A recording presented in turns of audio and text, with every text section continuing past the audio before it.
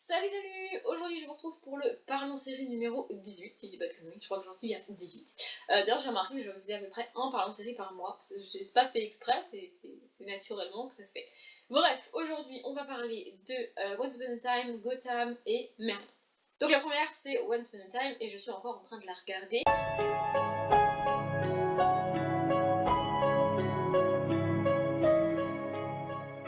D'ailleurs, j'ai appris en préparant cette vidéo, parce que maintenant j'essaye d'aller voir les résumés des séries avant d'en parler, parce que je me suis rendu compte que sinon mon cerveau il part totalement en cacahuète. Et donc en faisant ça, j'ai découvert que début février, il a été annoncé que la 7ème saison de Once Upon a Time serait la dernière. Moi je crois que j'ai vu la saison 5. Donc je crois qu'il me reste la saison 6 et la saison 7. Ouais, je suis très en retard sur mes séries. Pour vous donner un ordre d'idée, je suis en train de regarder des séries qui ont été diffusées aux États-Unis fin 2016. Voilà, je suis très en retard sur mes séries. Mais bref, on n'est pas là pour parler de mon actualité série, mais pour parler de Once Upon a Time. Donc le point de départ de Once Upon a Time, c'est que la méchante reine de Blanche-Neige veut empêcher le mariage de Blanche-Neige et de son prince, et du coup elle va lancer une malédiction sur le pays des contes, le royaume des contes, le royaume des gens des contes, quoi, je sais pas comment ça s'appelle, je sais plus comment ça s'appelle. Et du coup, ils vont se retrouver tous dans notre monde à nous, dans une ville du Maine qui s'appelle Storybrooke.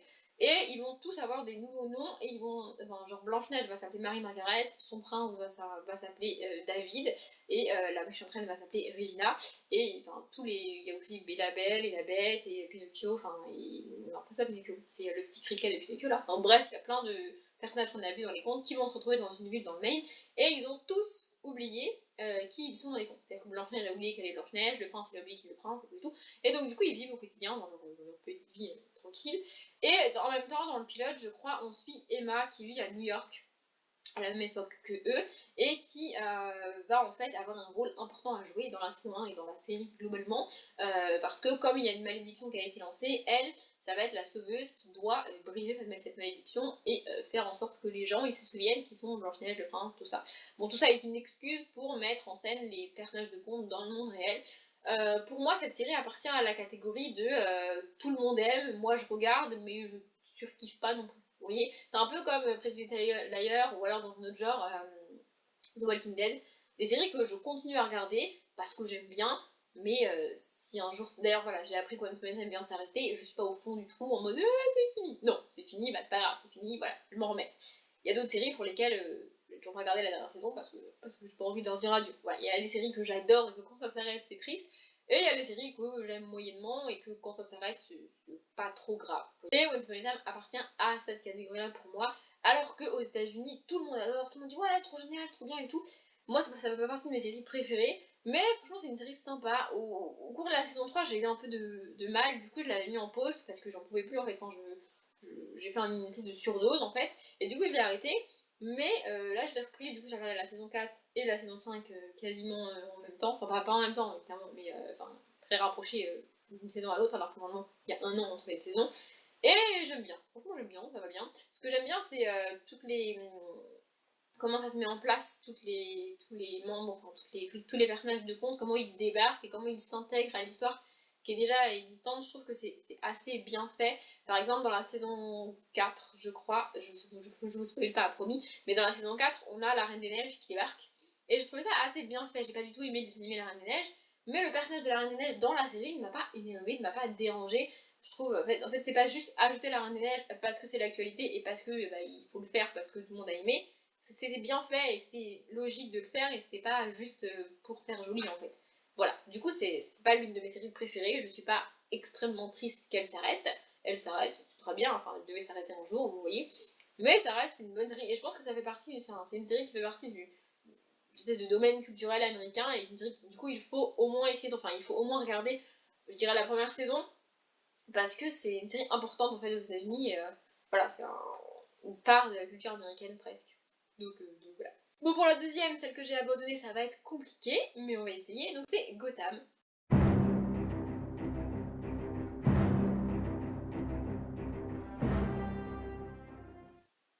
Et donc, ça fait partie de ces séries où j'ai vu 1, 2, 3 épisodes maximum et je sais pas plus, donc j'ai arrêté. Mais que j'ai quand même décidé de parler. C'est-à-dire qu'il y a des séries pour lesquelles j'ai regardé le pilote, mais pour lesquelles j'ai tellement rien à dire que je les ai même pas mis dans ma liste à vous parler parce que je sais pas quoi dire. Et puis il y a des séries comme Gotham où j'ai pas grand chose à dire, où je me rappelle pas de grand chose, mais où j'ai eu envie d'en parler. Allez savoir pourquoi. Donc Gotham, c'est la ville de Batman. Moi j'ai j'ai jamais rien vu sur Batman. J'ai pas lu les comics, j'ai jamais vu aucun film qui a été fait sur Batman. Batman n'est pas un super héros qui m'attire et qui m'intéresse et que j'ai envie de découvrir en fait. Du coup bah j'ai pas regardé des films. Enfin si, je crois que j'avais commencé le premier film The Dark Knight, mais j'ai jamais fini. Je sais pas pourquoi. Bref. Mais en fait, donc du coup je suis pas spécialement attirée par Batman. Mais à l'époque où j'ai regardé Batman, où j'ai commencé Gotham, moi j'avais avant commencé Daredevil, donc j'ai pas encore parlé de Daredevil sur la chaîne, je crois, je sais plus. Non, je crois pas. Mais donc Daredevil, c'est un autre super-héros de DC Comics ou Marvel, je sais plus à quel truc il appartient. Et pareil, avant de commencer la série Daredevil, que au passage j'adore, je connaissais absolument pas Daredevil et je me disais ouais, je vais essayer, mais j'étais persuadée que j'allais pas aimer parce que je connais pas le super-héros et parce que c'est pas quelque chose qui m'attire. Et en fait, j'ai adoré, j'adore Daredevil d'ailleurs, c'est toujours le cas. Du coup, je me suis dit, bah je vais essayer Gotham, peut-être que ça peut faire pareil. Et en fait, non. Alors, Gotham, l'histoire de la série. Donc dans Gotham, de la série, il n'y a pas Batman. Ou alors j'ai pas vu Batman, ou alors il est sous son nom humain, et moi je connais pas son nom humain, donc du coup je ne sais pas, mais il n'y a pas le gars avec son petit masque, en tout cas. Et donc l'histoire, c'est l'histoire d'un inspecteur qui arrive à Gotham, donc il est flic, et en fait les flics de Gotham sont totalement corrompus, il y a plein de violence, il y a des gangs qui passent leur temps à se battre, à tuer des gens, et tout, et les flics sont corrompus, c'est-à-dire que les flics laissent faire, ils devraient les arrêter, mais ils les arrêtent absolument pas, c'est what the fuck, vas-y, fais-toi plaisir, tue les gens, je m'en fous. Et donc cet inspecteur qui débarque, lui n'est pas corrompu, et lui va décider d'empêcher ça et d'essayer de faire son job en fait. Et donc l'histoire démarre, on a un couple très connu dans Batman, je crois, parce que même moi le nom me dit quelque chose, mais là comme ça ne me revient pas. Donc ils se font tuer et du coup à partir de là, l'inspecteur va essayer de chercher à savoir pourquoi on les a tués, comment ça se passe, tout, et essayer à lui tout seul d'arrêter tout le crime de Gotham, ce qui est un petit peu compliqué. Mais voilà. Et en fait, je sais plus combien d'épisodes j'ai regardé, j'ai dû en regarder 2 ou 3. Et au bout d'un moment, je me suis rendu compte que je regardais les épisodes sans les regarder, c'est-à-dire que je n'étais pas du tout concentrée sur ce qui se passait. Je regardais, mais en fait, je regardais ça comme une sitcom. Vous voyez, mon cerveau n'était pas tout à fait là. Sauf que pour regarder Gotham, il faut votre cerveau, sinon vous ne comprenez pas tout ce qui se passe. Et puis je me suis rendu compte que j'avais tout simplement pas envie de continuer. Le facteur, mais bien sûr. Bon, j'ai dû couper le moment où j'engueule mon chien parce qu'elle aboie, mais je ne sais plus où j'en suis. Bah, le facteur vient d'arriver, klaxonner, mon chien aboie, et du coup, je sais plus ce que je disais. Donc Gotham, j'ai juste arrêté de regarder parce que j'avais juste pas envie de continuer, en fait. Voilà, je comprenais. C'est pas que je comprenais pas tout, c'est que j'ai pas fourni l'effort nécessaire d'investigation un minimum pour comprendre ce qui se passe dans l'histoire et de concentration sur les épisodes. Et du coup, bah, j'ai pas continué la série. Voilà, et j'ai actuellement aucune envie de la reprendre. Donc voilà. On va passer à la suivante. Ouais. Et la dernière, c'est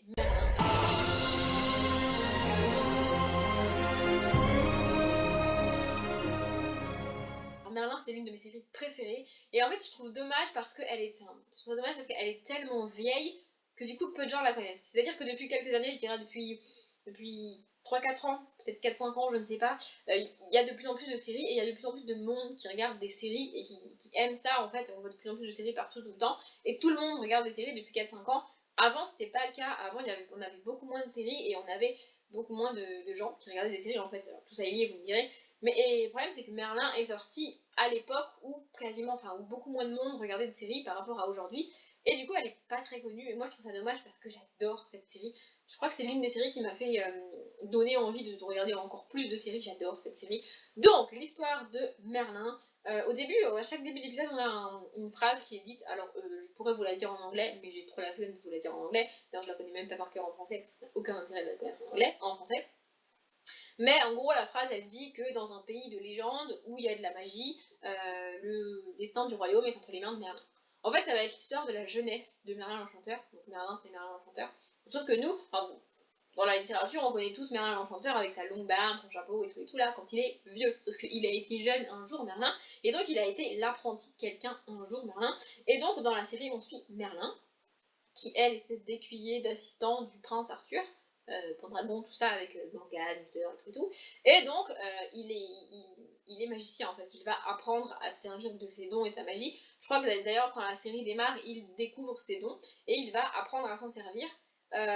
toute la série repose sur à la fois ses pouvoirs et à la fois la dynamique de la relation entre Merlin et Arthur. Alors Arthur est il va un petit peu évoluer au cours de la série, mais c'est typiquement le genre de prince pourri gâté qui passe son temps à se montrer supérieur et à se comporter comme un prince en fait. Voilà, il n'y a pas d'autre description. Il est imbuvable, voilà, c'est le fils de Bourges par excellence que tu as envie de baffer tout au long de l'épisode, mais que tu ne peux pas t'empêcher de t'aimer. Vous voyez, c'est le genre de personnage là.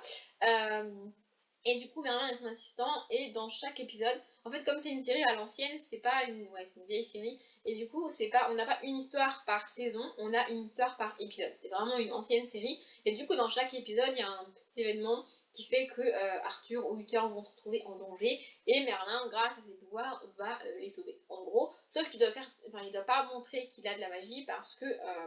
Je ne sais plus trop pourquoi, mais la magie c'est dangereux en fait. Il faut pas que les gens sachent qu'il y a de la magie. D'ailleurs, Arthur lui-même se fait constamment sauver par les pouvoirs de Merlin, mais n'est pas au courant que Merlin a des pouvoirs. Vous voyez?